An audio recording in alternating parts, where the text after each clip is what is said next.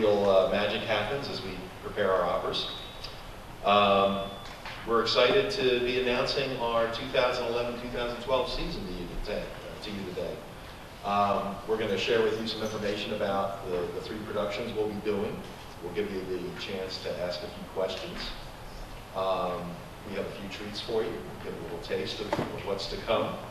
We're pleased to have with us today Dennis Hanthorn, the Zurich General Director of the Atlanta Opera, and our newly appointed Music Director, Arthur Fagan. I'm very excited to have Arthur on board. He's conducted with us many times, and we're excited to have an even closer relationship with him. They'll be discussing what's going on with the season. Each production is going to be unveiled with great flair by one of our staff members, Dallas Duncan Franklin. The unveiling will be turning around at these posters here.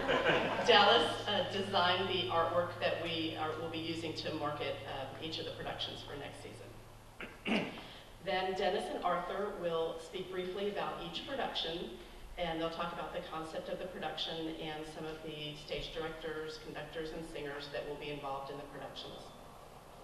And then, as Paul mentioned, we're going to do something a little bit special. We have 2 of our singers here today, Carrie Call and Brent Davis, and they will perform 2 of the arias,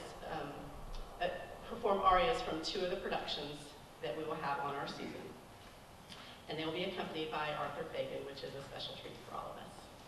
Just a little bit about what Arthur's responsibilities are going to be with the Atlanta Opera. When I produce operas or decide on what operas we're going to produce, it's always better if I have a partner in producing the operas. It keeps you sharp, it keeps you on target, and as someone would say, you need to make sure you don't fall in love with the art form and make a mistake that you regret later. So every time we make a decision, we're talking to each other. Is this person we like? Is this production we want to do? And so there's a lot of going back and forth as far as conversation. So Arthur will be conducting 2 productions next season. In addition to conducting, Arthur will be working with me on the casting, production selection, and also Arthur has an extensive career in Europe. And there's opportunities for collaborations with other companies around the world, and we try to make the best of those sort of opportunities. In addition, as music director, Arthur will be responsible for the orchestra. I'm very, very pleased how, what's happened and the strides the orchestra's made over the last several years, but it's always better to have someone that they see on an ongoing basis, and he gets to know, or she gets to know, in this case he gets to know those players well and can refine in a way that I can't do as general director. And so he'll be working with Arthur officially as our music director for the Atlanta Opera. Arthur Fagan.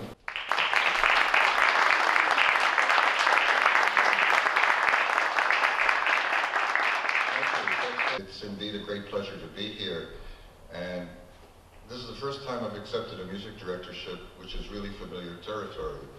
As Dennis mentioned, I've been conducting since 2005, so I've been auditioning for this job for the past 6 years. And I've gotten to know the staff and the orchestra, the chorus very well. And I think Dennis has done a great job with the company. The staff has done a wonderful job. What I like about working here is that the artistic level is very high, much higher than you would expect with an opera company of our budget. And also, quite unusual in the opera business, there's a really wonderful, friendly working atmosphere in this company. So it's really a great pleasure to be here, and I really look forward to the forthcoming collaboration. Thanks, Dennis. Moved the company to the Cobb Energy Center. I said I wanted to. For the first production that we are going to be producing at the Cobb Energy Center, which will be in November, will be November 12th, 15th, 18th, and 29th of November, will be Donizetti's Lucia di Lammermoor.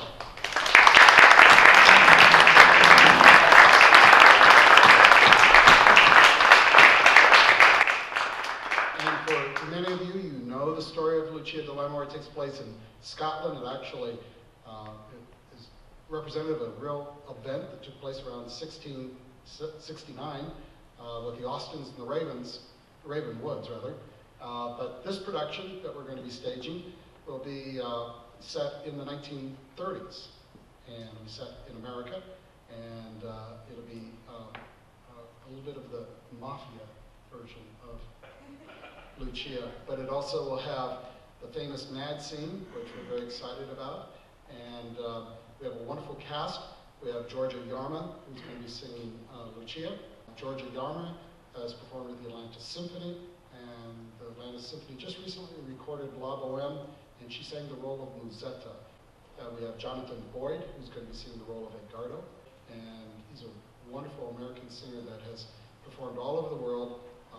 And Enrico, we have Stephen Powell, who's a wonderful, wonderful baritone, and very happy to welcome him to Atlanta. Tomer Zublin is going to be directing the production. Tomer directed The Magic Flute and The Flying Dutchman.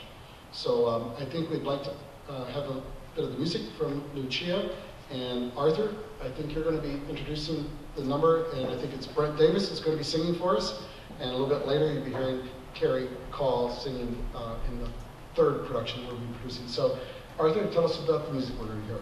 We're going to hear the aria of Enrico, Cruda Funestas Magnae. Enrico is the brother of Lucia. Basically, if you want to simplify the whole thing, it's similar to a Romeo and Juliet situation. You've got two rival families. Lucia is in love with the head of the rival family, which infuriates her brother Enrico. And Enrico wants Lucia to marry Arturo, who is the head of an allied family and is very wealthy. Lucia and Enrico's family have gone bankrupt, and in order to regain their stature and their financial security, this marriage to Arturo has to take place. And it does take place with some pretty bloody consequences. So in any case, in this aria, Brent Davis, who sings Enrico, expresses his rage at Lucia's being in love with Edgardo, and he says, I'd rather have her struck by lightning than have her marry Edgardo.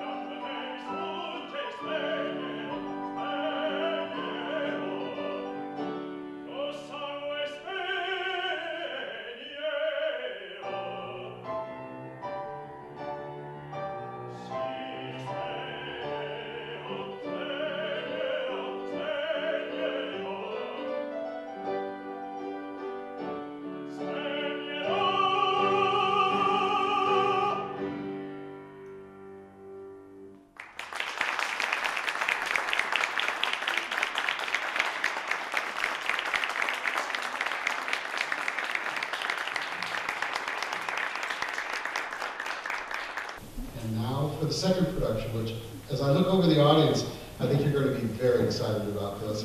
I can tell you that my staff is very excited about this production. As I mentioned, we wanted to produce an opera that would bring in families and build audiences. And I'm so pleased that the Atlanta Opera is going to be presenting the Southeastern premiere of The Golden Ticket, based on Charlie and the Chocolate Factory.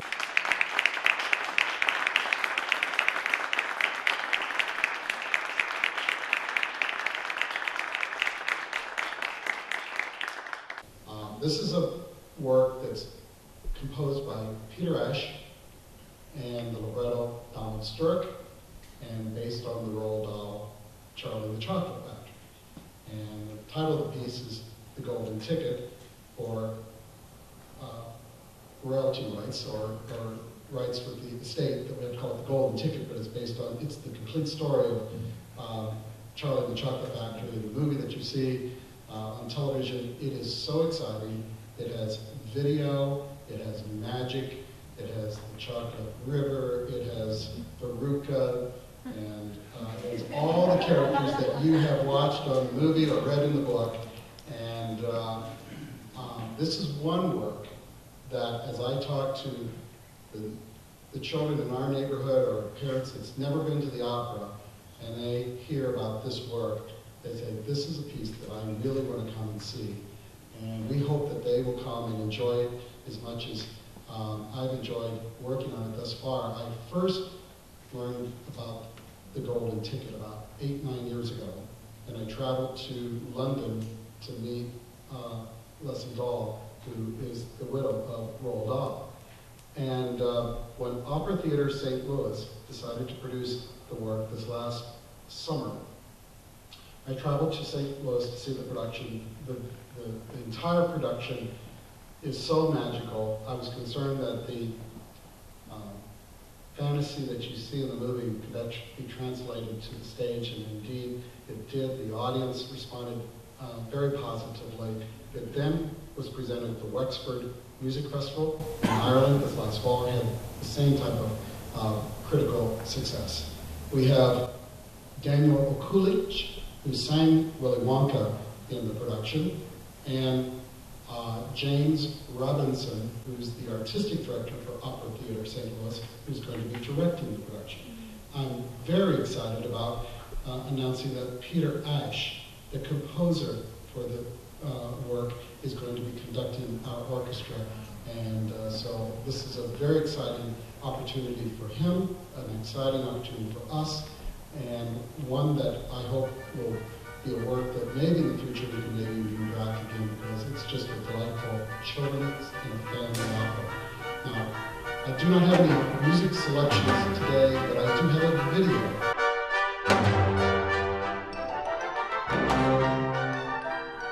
I'm Gerald Finley, and I've had the great privilege to create roles in some of the most exciting new operas in recent years. I'm very honored to talk to you about The Golden Ticket. It's based on Roald Dahl's Charlie and the Chocolate Factory. Peter Ash and Donald Sturck have combined to create something which honors both the story and contemporary music. The opera pays gentle respect to operatic conventions of the past, including a stuttering countertenor aria for Mike TV, which satirizes the Stile Concitato, and the neurotic coloratura aria of Violet Beauregard. Peter has written very skillfully for the voice, and the brilliant orchestration brings to life all the extraordinary sounds of Willy Wonka's Chocolate Factory. Donald Sturck's libretto also has some very engaging scenes for each of the characters. The Golden Ticket is a really impressive achievement. I love it, and I've been honored to take part in its development.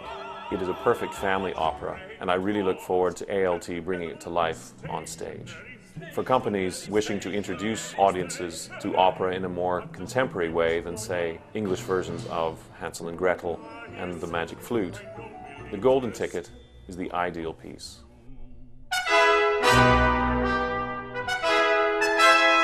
Yes, it's me. I'm Willy Wonka, the great, the magnificent. I, the sword sorcerer. I, the scientist. I, the magician.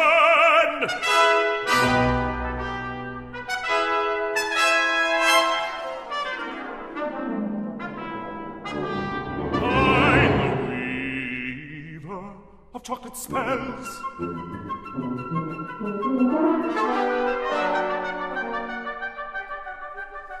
I, the creator of sugary secrets.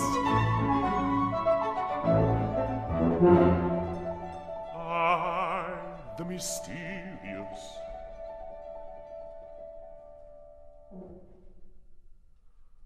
I, the unknown.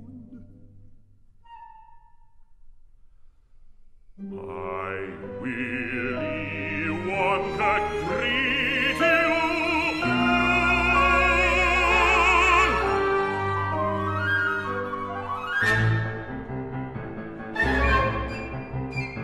There are 5 in particular I must meet. When are they? Excellent. Excellent. Excellent.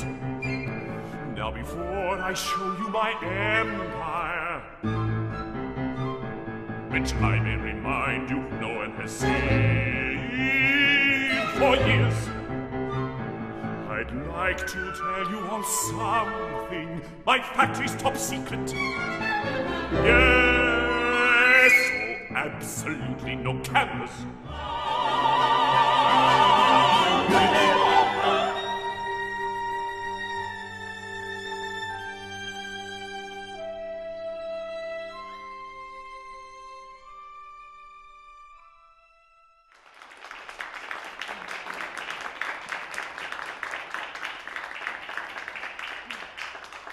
The final production that we're producing in the season, which will be in April 28th, May 1st, May 4th, May 6th, is a production that really needs no introduction, but Mozart's Don Giovanni.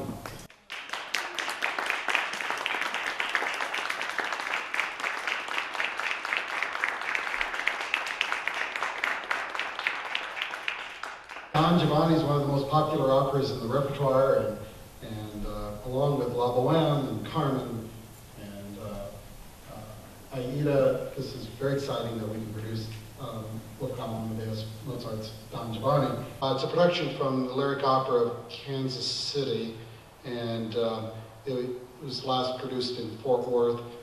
Arthur Fagan will be conducting this production, and we have a wonderful cast that we've assembled. We have an Italian, Andrea Concetti, will be making his Atlanta opera debut, and he's a singer that's singing all over Europe, and it's a wonderful, wonderful voice that I think will interpret Don Giovanni in a way that will be bel canto, very lyrical interpretation, and I'm very excited that Andrea will be able to come here. Laurie Gilbo will sing Donna Anna, and Eduardo Chama will be singing the role of Leporello. We're very happy that Richard Hagee is going to be directing this production, and this production is always a favorite of our audiences, and we're very excited that we can present Don Giovanni for our audiences, and it concludes our season. So before we ask for any questions, I think, Arthur, we have some music selections with Kerry Call and with Brett Davis. We're going to hear the duet called La Ci darem la mano. It's a duet between Don Giovanni and Zerlina. Giovanni has attempted a rape on Donna Anna and gotten into a fight with Donna Anna's father, the commendatore, and he's killed her. And shortly afterwards, he's at a country party and he meets a nice country girl named Zerlina, a very pretty girl, who's engaged to be married to a country boy named Mazzetto. But he's already put the moves on her, and he says, in this he's used a very, I guess it's a line that's been successful at times. At this very moment, I want to marry you. and she, of course, even though she's engaged to Mazzetto, this very handsome nobleman comes along and she's quite taken with him, and has developed a very quick crush on him. And this is actually a duet in a very nice, innocent way of an attempted seduction. And in the end, she says, "Okay, let's go." However, when push comes to shove and he really puts the moves on her, she starts screaming, and he's not successful in the end. Anyway, lasci vedere la mano.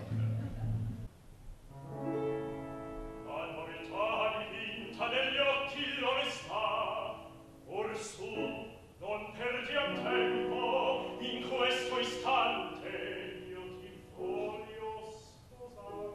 Poi, certo io, quel casinetto è mio, soli saremo, e la gioiello mio ci sposeremo.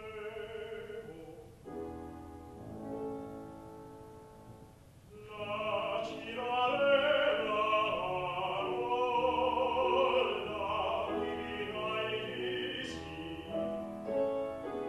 e di ore lontano partiam meglio da qui.